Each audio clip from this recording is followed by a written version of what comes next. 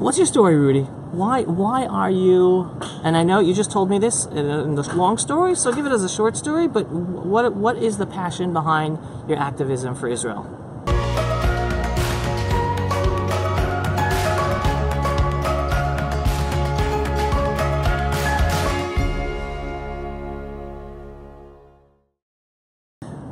My story and my passion. I would say that my story began as a wandering Jew around the world. My parents were both born in France, but their parents came from Morocco, Algeria, Poland, and Belgium. But very early on, at a young age, I realized that it didn't really matter where I was born, where my parents were born, where my grandparents were born, where I grew up, where I lived in, where I traveled to, what passport I had. That by definition of being born under my parents, that I was a Jew. And that to me, Jew did not mean I was part of this religion, because by definition, a religion, you must believe in a God, deity, belief system. For example, a Christian who doesn't believe in Jesus and is an atheist and not a Christian. A Muslim who doesn't believe in the Quran is an atheist and not a Muslim. Same with Buddhism or any religion. Right. But in Judaism, even if you don't believe in God or in the Torah, which I personally do, you're still a Jew. So it's way greater than just a religion. It's really the portable suitcase version of an identity of a people that came out of Judea, and that passed down that suitcase generation to generation and said, Shana Haba B'Yerushalayim. And within that suitcase, we packed in our values. Next year in Jerusalem, right? And we packed in our values, our culture, our identity, our language, our connection to a higher spiritual being, our customs, and we packed in everything, and that's really what Judaism is to me. By the way, you know what I like to tell people? I like to say that the Jewish people were different than all other peoples and all other religions. We're not a religion per se, because we have three things that no one else has. We have a homeland, we have our own language, and we have the cultural traditions. Right. So the cultural traditions is what people call religion, but it's really only 1/3 of three things that make us a people, as opposed to religions that are really just a religion. They don't have the other two. Right. Let me give you an example. Like, take a Native American, for example. Okay, if an individual Native American, let's say that person is male, all right, and he doesn't necessarily believe in the moon god of the tribe, let's just say that they believe in some sort of moon god, right, does that make him no longer a Native American? Does he not have a culture, an identity, a language, a value, a connection to a land, a history? He still does. Right. And so with Jews, even if we don't believe in God, or we do believe in God, we're still a nation, we're still a people. Right. And that's the difference between Native people and a religion. Right. Right. And the beauty of what Rudy is talking about, about your story, is you're basically saying, and one, your father, correct me if I'm wrong, father's family is from Morocco, from Poland. Correct. Your mother's family from Morocco, and you lived all around the world, and you were always tagged. You're this Jew, you're that Jew. You're French, you're Algerian, you're American, depending on where you were, right, and it made you realize, well, wait a second, I'm a Jew. That's it. I'm a Jew. Like all of us, we're all Jews, regardless of where we were scattered. Lived with our grandparents, great-grandparents, where they were taken. When it all comes down to it, we are Jews, even though we were scattered and have different from all over the place. We're called Jews because we come from a land called Judea. Right. That's why we're called Jews. Yeah. Correct. All right, great, fascinating story, and it's such an important lesson. You had to live it, as opposed to many of us that they never live it. Like I was the American Jew because I grew up in America, and when I moved to Israel as a young boy, so even there, Israelis called me what? America, the American, right? So but again, you see someone right here, Twitter calling us fake Jews. You don't know anything. We're not even going to pay attention to you. But the other thing is, you said that you were telling me a story of when you were 7 years old that also had a really big impact on you. Are you able to share it now as well? Growing up and moving in different places, meeting different people, I was always labeled something else. So, for example, growing up in Miami, I was the French Jew. Going back to France to visit family, I was the American Jew. And quickly I sort of developed this sort of identity crisis where I really wanted to get to the bottom of the question being asked, right, where are you from? I had an experience at the age of 7. I would say it's my first real experience with anti-Semitism. I would always hear stories of my family members, of things that were going on, but it was always secondhand. At the age of 7, I took a trip with my mom and my younger brother in London. We got on the red tour bus that does the tour of London. And as we got on the bus driver noticed my mom's shirt, and it had emet on it. In Hebrew, Hebrew word. that means truth. Right. And as we got on the bus, he noticed my mom's shirt, and he said, "Excuse me, is that written in Jewish?" And I was like, "No, it's written in Hebrew, but that's the language of the Jewish people, that's what you're asking." And he proceeded to ask her, he's like, "So are you guys Jews?" And she's like, "Yeah, we're Jews, what's the problem?" And he's like, "I don't want any Jews on my bus, you have to get off my bus."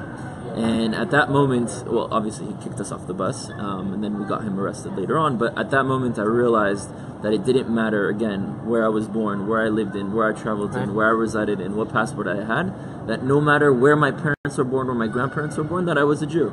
And for me, that meant that's part of, like, I'm a Jew not because of my tribe, because I'm from the tribe of Levi. I'm a Jew because the name of my country and people, when we left, was Judea and Judeans. And by that logic, if the name of my people in my country today is Israel, that makes me Israeli. Right. I mean, end of the day, we say Am Yisrael Chai, not Dat Yehudi Chai. And, you know, we're Israeli today, so that makes me Israeli as well. So that's kind of the logic that went on in my mind at a very young age. Obviously, it wasn't in one day, but it did evolve and it grew. And then from that moment on, when someone asked me where I was from, I tell them from Israel. And they would ask me, were you born there? I'd say no. I'd say, did you grow up there? I'd say no. And so how are you Israeli? And I was like, I'm the descendant of Abraham, Isaac, Jacob, Moses, David. These are my ancestors, not people from my religion. These are actually my ancestors. I'm the descendant of these people, and I'm the living continuation of that descent. Right. And it's beautiful, and obviously, and for everyone who just joined, and Jews are from Judea, that's why it's our homeland, and we are the native people of the land. Now, how did you find Jewish students on Columbia accepting that message? It's not a problem. I think most Jews sort of know their history. I think they're just afraid of sharing it. There are many Jews who aren't. That's a very profound point. Yeah, I think most Jews, I mean, it is true that many Jews have no idea about their own history and their culture, and you find a lot of those Jews going to movements like JDP, the anti-Israel Jews. But most Jews know their history, but they don't really feel connected to it or a sense of pride in it or really want to show the world who they are. We kind of like do Shabbat dinners, Sukkot, and Pesach, and all those things behind closed doors. We'll say Shana B'Yerushalayim, but we won't say it on campus in front of everyone. We'll do these sort of ceremonies, and that's kind of like what you see. Like you see the Chabads and the Hillels becoming the new Jewish shtetls, where Jews are coming there not only to have a space where they can practice their Judaism, but also the only space where they feel that they can be Jewish and proud. And I think that there's a use for Chabad and a Hillel in a synagogue, but I don't think we should ever be afraid of who we are, or of exposing and showing the world who we are. Right. So, in terms of our connection to our native, in terms of our identity, in terms of our mission statement, in terms of our purpose, in terms of who we are, in terms of all of it. Right. So now, for everyone who is unfamiliar, so Rudy is the founder of Students Supporting Israel (SSI) here on Columbia University. And again, if you're not following Rudy yet, follow him on Facebook. Follow SSI Columbia. They're doing fabulous and important work here on Columbia University. Just recently, you had a video where you exposed pink washing, which we can get into. But how would you express your activities here on Columbia University? How is it going? Is it hard? Is there a lot of anti-Israel activity here? How are you and the other SSI students and Jewish population here dealing with the situation? Yeah, so Columbia is rated the #1 most anti-Semitic and anti-Israel school. Even more than Berkeley? It's rated more than Berkeley, but again, it's not a competition. If Berkeley's #1, then let it be. Let it be #1. Good. It really does not matter. But definitely, Columbia University is one of the most anti-Israel schools in the United States. That's for sure. I've had a lot of experiences on different campuses. What we created here is a group that's apolitical, meaning we're not left-wing, right-wing, one state or two states. We're not only for Jews. We have many non-Jews within our group. In fact, 25% of our members are non-Jews. Really? We even have one of our board members who's Muslim from Iran. Wow. So we're not a group of only for Jewish students talking about Jewish accomplishments or Israeli accomplishments to make ourselves feel better. Our goal is threefold. The first is to empower the future Zionist community, meaning Jews and non-Jews who come to this campus who know a little bit about Israel, want to know more. We have to make sure that we train them in order for them to be able to broadcast their message to the world, know how to stand up, know how to communicate. The second thing we do is we want to be the ones narrating the story of Israel. The same way you wouldn't want to hear about black rights from a KKK member, why are we hearing about Israel only from SJP? And the Students for Justice in Palestine. Right. This is the group SJP. That's anti-Israel and that uses Palestinian suffering, cherry picks it and takes it out of context as a tool to then destroy Israel's right to exist. Very nice. That's what they do. And then our third goal is really to change the whole dynamics on campus and allow a movement of coexistence. What we mean by that is that right now there are many people that are pro-Palestinian, which they should be. Palestinian people are human beings and they should have equal human rights wherever they live, whether it's a one state, two state, or three state. But what we see a lot is people associate being pro-Palestinian with being anti-Israel. And that's a polarization that we want to completely disconnect. We want to show students that you can be pro-Palestinian, giving them rights, giving them self-determination and whatever that means, but that doesn't mean you also have to be against Israel's right to exist. And that's kind of the third point where we want to break the stigmatization on campus. Very interesting. And how successful do you think you've been over the years that you've been here? So I'll give you 2 examples. First of all, we're 800 students today on campus, strong. Secondly, if you look at SJP, the Anti-Israel Movement's activity, the first event that I went to 2 years ago, they had such a long line down the stairs and going outside that they had to host another event 2 days later to fit everyone who couldn't make it in. They had the pinkwashing event, which was their last event, and you can see in the video there were maybe like 15, 16, 17 people in this room, and we were 8 people in the room. So Wow. So you are really seeing a change in the dynamic while you've been here. And again, thanks SSI has been leading and trying to change the dynamic, as you were just explaining before. I think the reason and the fuel for the anti-Israel movement's success is the fact that they've used intersectionality as a way to align themselves with other minority movements and get them to hate Israel. Now, what I mean by that is intersectionality is this idea that struggles are common and united, and, you know, for example, women and black people and Native Americans have like a common fabric within their struggles, and they can unite to fight against that, which is true. But the way that they're using intersectionality is that the anti-Israel students are going to, for example, the black students on campus and telling them, hey, black students, you suffer from police brutality, which is real. We suffer from IDF brutality. Let's make friends and hate Israel. Hey, Native American students, some white colonialists from Europe came and took your land. Well, the Jews are a bunch of made-up white people from Europe who came and took away our land, so let's be friends and hate Israel. Hey, LGBTQ, you feel oppressed in society? Well, we feel oppressed in society too, let's hate Israel. And they've gone to every single minority group on campuses, not only at Columbia, but on an international level. Right. And they've made these alliances with them, not on the basis of shared struggle and fighting and achieving something, but on the basis of you must also hate Israel if you want to be a part of this new cool club. And what that results is a bunch of Jewish students and non-Jewish students coming to campus who want to advocate for black rights, which they should, who want to advocate for Muslim rights and for women rights and for gay rights and for Native American rights. And then all of a sudden they're told, if you want to do that, you must also hate Israel. And that's where you see the flipping of students that come not really caring or knowing so much to taking a stance against Israel's right to exist, not even criticizing Israel or trying to help Palestinians achieve some sort of, you know, solution. They're just here to destroy Israel's right to exist in general. Right. And so that's kind of the tool that the anti-Israel movement has used. And it's very sad, I know we've mentioned this before, because anyone who really believes in rights for anyone, the only country in the Middle East that gives everyone rights, LGBT, women, minorities, Muslims, freedom of equality, freedom of religion, is Israel. So by all these minorities joining up in the anti-Israel camp, they are in a sense coming out against the very essential values they say they believe in. And yet they allow themselves to do that without really questioning and coming down to understanding and then we have reality. to go even a little bit deeper in there. It's not only about what Israel does, it's also about what Palestinians are going through. It is a reality that Palestinians are suffering today, right? There are certain areas where they're controlled by Israel as a military and don't have right and access to government or representation. That's a real issue. However, these are the consequences of several wars waged against Israel in an attempt to destroy it. So you cannot blame the consequences of all those wars on Israel. The same way if you had an individual who was attacked and he knows how to defend himself, or she knows how to defend herself, and she sends the attacker to the hospital, you cannot blame her for defending herself. And so it is true that Palestinians have experienced injustices, and it is true that Palestinians still do experience injustices today. And I very much so want to break the status quo and want to change that and want to find a solution. However, let's not use the genuine suffering of Palestinians when you can use it in order to destroy Israel's right to exist. And furthermore, when you're talking about Palestinians, be genuine about it.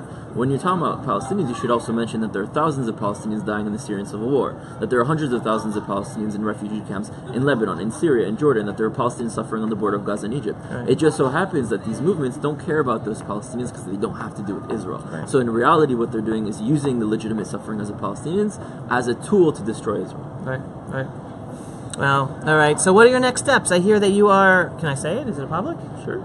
That you are stepping down in terms of leading SSI here on Columbia University. Again, 2 years you set it up? 2 years ago? Yeah, I came 2 years as a ago. transfer student, yeah. 2 years ago, and again, you could say that you've definitely been successful. You and everyone working with you. Again, I don't know the powers that be, but I'm sure you have people that you've been working together with to make this happen. And so now what's the next step for you, Rudy? Yes. Yes, you got someone else taking over on Columbia University. You're a senior. You'll be graduating. Now what?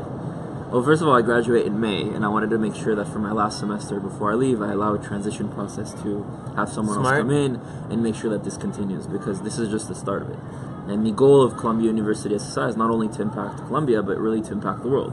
What we saw is we become a sort of flagship chapter for the SSI movement, where the events and the narrative and the language that we use here is then reproduced on other campuses, from Berkeley to UCLA to Arizona to Florida to France. And you've seen it grow? You've seen it on other campuses absolutely around the world? Absolutely, I've seen it grow, and I'm very optimistic as to the continuation of this movement. I think we're seeing a totally different rise of activism from the younger generations, and it's not activism that we sort of talk about cherry tomatoes, waste technology, and all of these excuses really for why we have Israel to exist. We're starting to talk about our own story, and not only a story in terms of accomplishments, and a story in terms of justice, and that's really the key of reaching to the next generation. What's going to happen for me is, first of all, my goal is to build a family, be successful. Is there anyone there in your future already, or? Well, hopefully I'll be here soon. Okay. So all potential women out there? He's looking. Yes. So my goal as of right now is I graduate in May. Then I have reserves in the Army over the summer, which I go to every summer. Then I'm going to take a 6-month break to do a research project in South America. So I'll be backpacking throughout South America doing a research project on the Jewish communities. And the idea is to create a sort of incentive program that allows Jews to move to Israel for greater reasons than just ideological ones. So giving Jews the opportunity to move to Israel and to become successful rather than just come for Zionist reasons. Interesting. Why that? Because not everyone's like me that will leave high school and join the army at the age of 17 and want to move back to Israel. Most people love Israel, but they love it as a sort of vacation to go to, or it's not really ideal because they're so rooted and stuck here.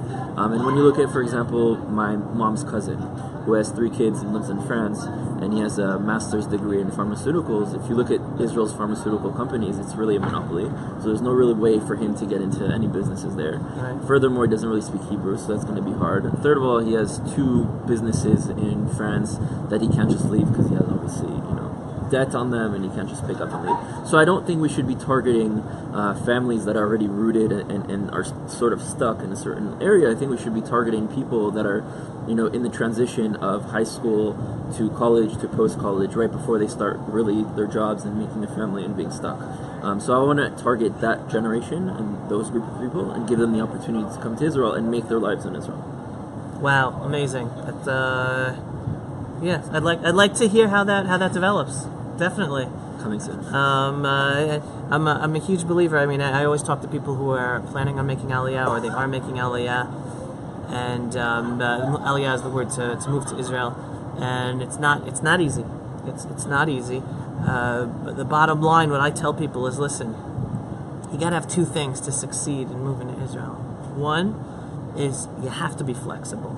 There's something about Israeli society that one, it allows for flexibility. So many people actually change their careers and end up growing and developing in ways they would not have if they would have stayed in their host countries. It's just phenomenal, but you have to be open to that. Even if you have whatever degree, again, I'm an organizational psychologist, and now I'm running an internet marketing company. If you would have told me that when I was working at one of the top 4 consulting firms here in Manhattan, I would have told you, you're crazy. No way. I want to be an employee. There's no way I'm going to have my own business. No way I'm going to do that.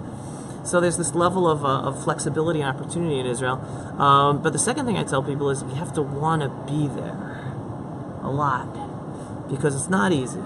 So when push comes to shove, to overcome the cultural differences and the language and whatever hardships here and there. It's really decolonization, because the cultural differences is just an injustice that you were raised in a culture that's not yours. Yeah, 100%. So that's something we already should be, I guess, and you're going to be doing already. So explaining that to all these high school kids and college kids, exactly that context. Because again, we are creating our own culture, which is the beauty. Anyone who does move to Israel, we're a miracle. We're a miracle, and I like to explain it. We're an inspiration to the world. Any people out there who wants to be inspired of how to bring their own peoplehood to a higher level and get out of whatever bad situation they are, just look at the Jewish people. 2,000 years of exile and diaspora, and we're developing one of the best countries in the world, and powerful on so many levels. Not just militarily, but economically, technology, medical. And whatever, 70 years ago, we were down and out. No one would have said anything, and that's after 2,000 years of persecution in diaspora. You bring up a very important point, and a point that we often use here at SSI Columbia. It's not only about inspiring other peoples, it's also about empowering them. I think the fact that Israel is the most successful indigenous liberation movement that ever has taken place, it comes to our responsibility to help other minorities. So when we look at like someone like Martin Luther King, right, who before one of his speeches before he was murdered, he said, "I have seen the promised land. I may not get there, but eventually we will." That's quoting Moshe Rabbeinu and Sinai. That's quoting Moses. And he saw the story of the Jewish people in Israel as a story for himself, and their success in going to Zion as the success of him achieving rights in America. We look at Bob Marley, who would always sing about Zionism, and also his children sing about Zionism. There's Damian Marley that has a song called Road to Zion. There's a song by Bob Marley called Zion Train. And they're really singing about Zionism, not because they're returning to Jerusalem. For them, they're returning to Ethiopia, but they use the term that was successful for the Jewish people as a model to empower themselves. We look at the Dalai Lama. The Dalai Lama is the leader of the Tibetan people. The story of Tibet was it's a country that was swallowed up by China, and many of the people were exiled out of Tibet, and they're still oppressed, and they're still not able to go back to their homeland. And so the Dalai Lama once said, we must learn from Jewish traditions in order to survive under hostile circumstances. That's the Dalai Lama being a Zionist. That's the Dalai Lama understanding that the Jewish people, after everything that they went to, after thousands of years and persecution and everything, were able to return back to their homeland, throw off the colonialist British, and revive and liberate their homeland. And so I think it's not only about inspiring the people, it's about actually giving them the tools to achieve that justice as well. Beautiful. I can't think of a better way to end this interview. Rudy, it's been a true pleasure to meet you. Keep up the amazing work you're doing, whether with SSI or when you end up going another direction, everything else you're doing. Looking forward to hearing unbelievable things that you're going to be doing for Jewish people, for Israel, and for humanity. Keep it up, man. Go to everyone. Thank you so much for watching. Shalom from Columbia University. Looking forward to seeing you from Israel. Pulse of Israel, frontline videos from the Holy Land. Support our work by donating today. Folks, as you know, social media censorship is growing. The best way to support our video work for Israel is to subscribe to our video newsletter on pulseofisrael.com and to share our videos. If you are already a subscriber, then thank you.